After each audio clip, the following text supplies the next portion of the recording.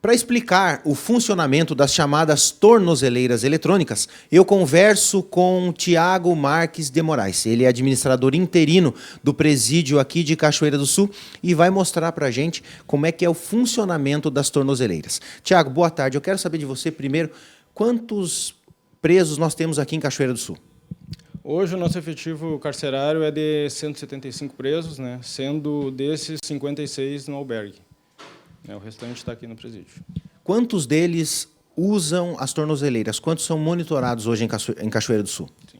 Hoje nós temos 5 presos monitorados, né, e temos autorização para mais 5, no caso 10.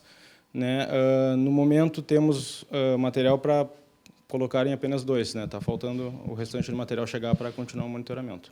Qual que é a condição para que o preso, então, ele passe a ser monitorado e passe a usar a tornozeleira? Hoje nós temos, de acordo com o nosso questão judicial aqui de Cachoeira do Sul, a questão é só apenas estar no regime aberto. Né? Estando no regime aberto, né, o preso poderá estar autorizado a ser monitorado pela SUSEP. Eu quero aproveitar e mostrar aqui a tornozeleira e pedir para você, Tiago, explicar para a gente como é que funciona. O preso ele adquiriu, então ele conquistou a possibilidade dele usar a tornozeleira. Como é que é o funcionamento disso aí? Ele será chamado, né, no caso, até o presídio, o agente penitenciário responsável pela instalação vai colocar a tornozeleira, vai instalar ela na perna, na canela da perna dele, né, e vai informar como será o procedimento dele a partir desse momento, né, tudo que ele terá que seguir sendo monitorado pela tornozeleira. Isso funciona como um GPS, ou seja, ele está sendo monitorado em qualquer lugar que ele esteja, mas você estava me dizendo que existe um percurso, né, que ele pode se deslocar. Como é que é isso aí? Esse percurso ele é pré-determinado de acordo com a rotina diária dele. Né? No caso, se ele tem apenas o seu momento em casa, ele terá o monitoramento a partir da sua casa, algum trajeto pré-determinado. Caso ele tenha um serviço externo, um trabalho, né, em horário de expediente ou algum outro horário, ele terá, dentro desse horário, dentro desse período, uma rota pré-determinada para ele seguir, né, de acordo com os horários, com o caminho que ele tem que seguir até o local do trabalho. O administrador do presídio salienta que o percurso permitido para o monitorado será sempre o mesmo, inclusive para aqueles que já estão trabalhando. E se houver qualquer mudança de rota, terá de informar a central de monitoramento. Caso isso não seja feito, o monitorado será considerado foragido e voltará ao regime fechado. O percurso é o mesmo, ele não pode, em hipótese alguma, sair daquela rota, né? Caso ele venha a sair em algum momento desse percurso, ele, né, com algum motivo específico, ele terá que primeiro pedir autorização para a central do monitoramento lá em Santa Cruz, né? Sendo autorizado, ele pode se deslocar. Caso ele faça isso sem autorização, ele cometerá uma falta e passará a ser considerado foragido. Tiago explicou que o monitorado tem a obrigatoriedade de possuir um celular para receber orientações e informar a central sobre qualquer excepcionalidade. Ele ainda disse que é fundamental o monitorado ter disciplina no processo do monitoramento. Na verdade, dentro da tornozeleira, ele tem 2 chips, né, 2 operadoras que servem para fazer o monitoramento dele, né, como se fosse um GPS. E ele tem um celular para uso dele, né, no caso, para contato dele com a central e da central com ele, né, no caso dessas eventualidades que possam acontecer. A tornozeleira ela funciona mediante uma bateria, ou seja, ela tem um tempo de vida, né, durante o dia. Caso aconteça de a carga estar terminando, isso aciona alguém para que entre em contato com o preso, já que ele sistematicamente, todos os dias, tem que fazer a recarga disso. Sim, ele tem que de 24 em 24 horas, né, todo dia, fazer o carregamento da bateria, né, na luz, né, e caso ele não faça esse carregamento, a bateria vai descarregar e vai informar a central que ele não consegue mais ser monitorado. Então, é de responsabilidade dele fazer essa manutenção, essa carga na bateria e não fazendo isso, ele passa a condição de foragido também. E caso aconteça vamos a uma situação extrema, o monitorado não tem a energia elétrica na casa, como é que ele tem que fazer para recarregar, sendo que a bateria está acabando da tornozeleira? Um exemplo. Um exemplo seria, primeiro, né, ele vê que está na hora de carregar e não tem energia, ele tem que informar a central, né, que está no local onde ele se encontra, não tem energia, não vai conseguir recarregar dentro do período programado, e a partir disso a central vai dar alguma orientação para ele, né, ou se desloca a um local mais próximo que tenha energia para carregar, né, ou alguma outra situação que será vista no momento. Caso aconteça alguma falta, no caso do não carregamento, isso aí torna-se ele vai sofrer uma punição por isso aí. Como é que funciona isso?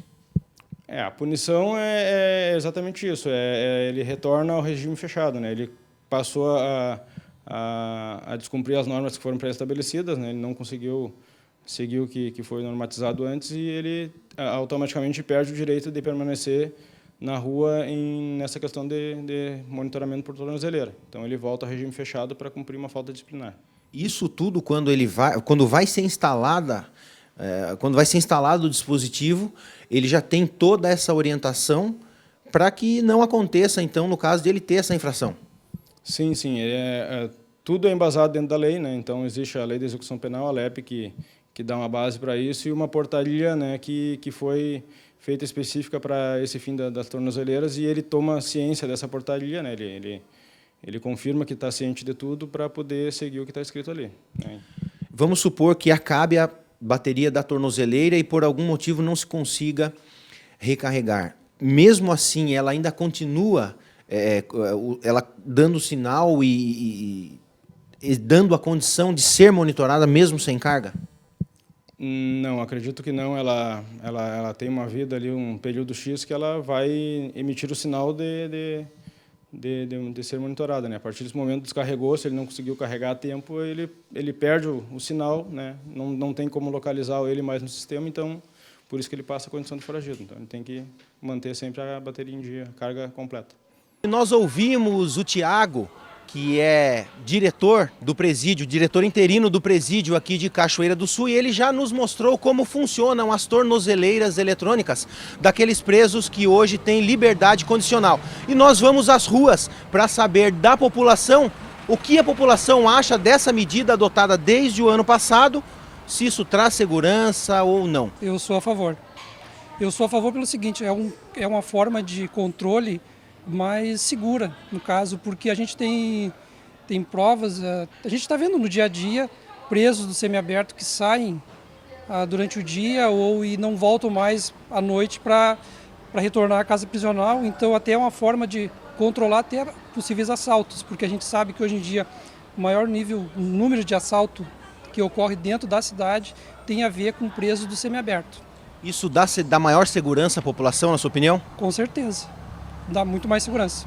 Eu acho que para a integridade do ser humano é muito complicado isso aí, porque já é um fator de discriminação da pessoa, né?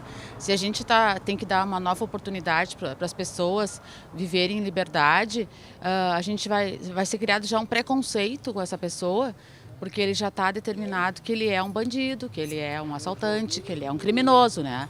Então já ele vai ter muitas dificuldades, até mesmo para enfrentar um público, ou talvez um possível novo emprego, ou uma nova oportunidade na vida dele, porque ele já vem com essa marca, né, de que ele é um elemento que já possui um passado, né?